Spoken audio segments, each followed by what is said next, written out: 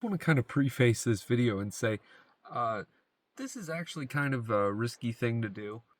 I mention it later in the video, but trying plants that you're not familiar with, that you haven't had before, can put you at risk, so don't try this at home. It can mess with medications, it can mess with things in your system if you don't properly identify your plants, and a lot of other things like that. So really make sure you don't try this at home. This was just an experiment. I'm very familiar with these plants. I've never tried them before, so you'll see I just kind of take a part of the plant, chew it up, and spit it out.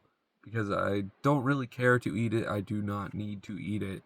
And it's just to sort of see what that was like for people that used them, or potentially if I could use them, but it you'll see it's kind of spotty.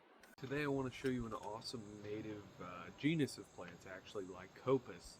This is what I call purple Lycopus. I believe these are Lycopus ex Sherardii. It has this really cool purple color to it. Some say it's from exposure to sunlight, but it actually seems like more in this population that I've created, well, isolated.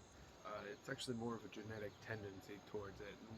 Out of so many plants, you'll get purple ones, and I actually collected seeds from a parent population and grew out about 6 pots just like this.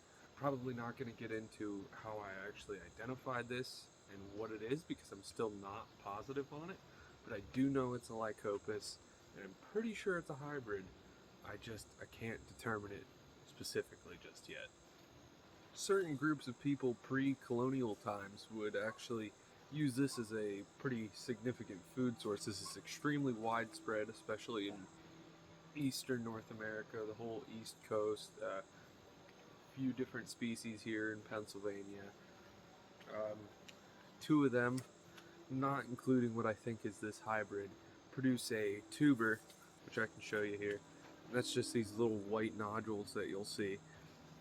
This is actually the tip of the stolons, which is this, and you can even see it's right here.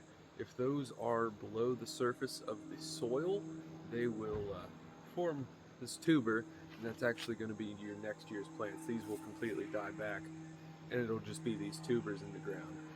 Reportedly, these have medicinal properties specifically for like thyroid and things like that. I don't care about that.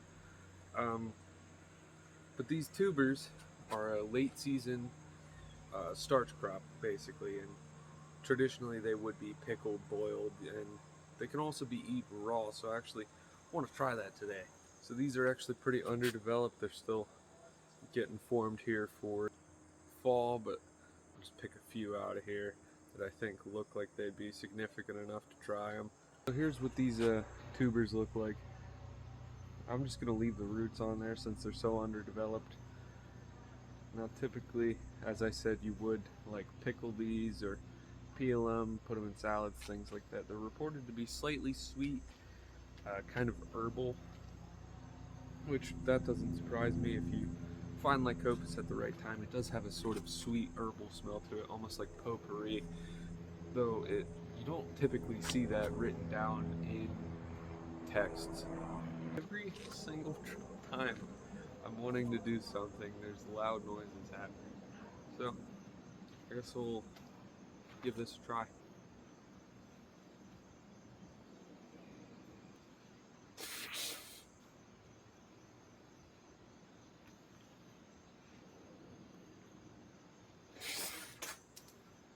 It just tastes kind of bitter.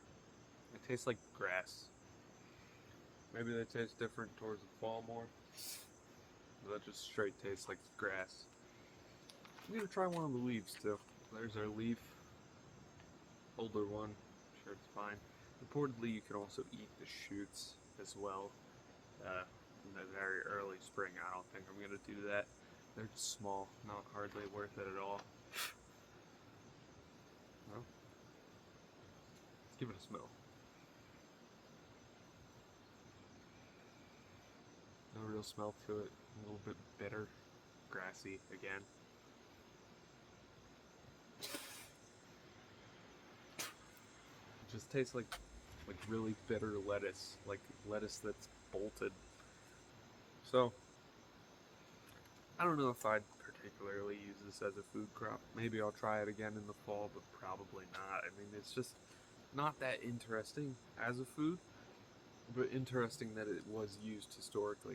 I actually have another rare plant that I'd like to try too, so I'll grab one of those. Here's maybe a nice interlude that I probably should put at the beginning of the video. Um, I'm just going to be chewing the leaves or other parts of the plant and spitting them out. There's no real reason I would need to eat them, and they also have reported medical properties which can be detrimental, especially if you're a at-risk person. I am not particularly at risk, but I'm not going to risk that to begin with. So this is the Collinsonia canadensis, one I'm really excited about this year, and it smells like citrus, like super strong, sweet citrus, sometimes a little bit bitter. Specifically, the flowers are what smells super good, but you also get that smell in the leaves even. So I'm actually going to try one of the leaves. Very citrusy, a little bit more bitter than the flowers.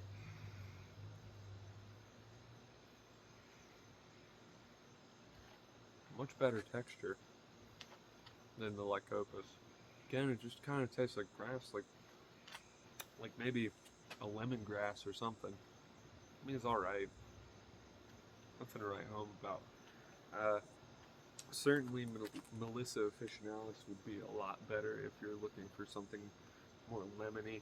But obviously, this is the native plant. This is a great plant. I do actually have some lemon balm with Melissa officinalis right off to the side of me here. I'll kind of compare it to that real quick. So, Melissa officinalis. This is a non-native plant. Grows very readily.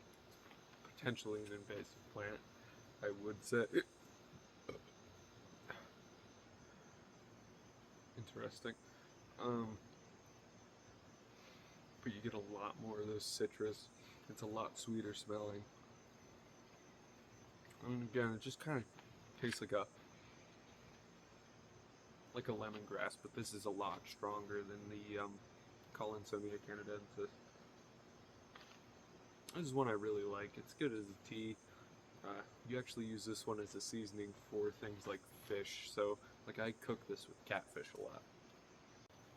I've actually changed my mind, and I now feel like talking about this Lycopus. It's just such a cool story. I found this as a wild population way off, up in the mountains actually. Legally, I was able to collect a specimen, and I have a big pot of it. And these are the seedlings that I collected from those plants in that pot. And they spread by the stolons, as I said, these wispy things. They don't always have the enlarged tuber if they're above ground, but below ground they always will. You'll even get leaves on these stolons. As I said, tiny little flowers. You actually have to observe the calyxes, the sexual structures of the plant, whether the flower is a certain size, whether the sexual structures are a certain amount beyond the flowers or internal of the flowers. Even the leaves, typically you wouldn't look at leaves to identify plants. For these specific plants, I actually did have to use the leaves as a diagnostic feature. The amount of teeth on the margin, I've always called them tooth margins. They can actually be a diagnostic feature. The shape of the leaves. You see how these kind of taper off here and they taper down at the base of the leaf. It's just a lot of, you got to get really close and up and personal with this plant. It's even hard to see, especially because I have these broken glasses. But these are amazing plants. I've actually got a lot of caterpillars on them. I'm not actually sure what they are. They might be some sort of sphinx moth. I'm not sure, but I've found a lot of cocoons, and there's a lot of bites on these leaves, which I don't mind. It's being used by the native wildlife. It doesn't really seem to affect the plant too much. And I'm not using these to collect seeds anyway. I use my older plants for that. These are probably just going to get divided once they actually go dormant. So I'll divide up those tubers that are under the dirt in the pots. This was kind of a short one. I just want to thank you for watching and taking a look at some of these really cool plants. This was just kind of like a little stunt and something I was curious about, which was what do these really rare, uncommon plants that I have taste like? Because they are used, they're just not really used by modern people, or they're used by a very select group of people outside of what I'm very interested in. So thank you for watching. Um, like or subscribe, comment, let me know what you think about stuff. It actually boosts the channel and I can get more information out there and take more time to actually study things like this.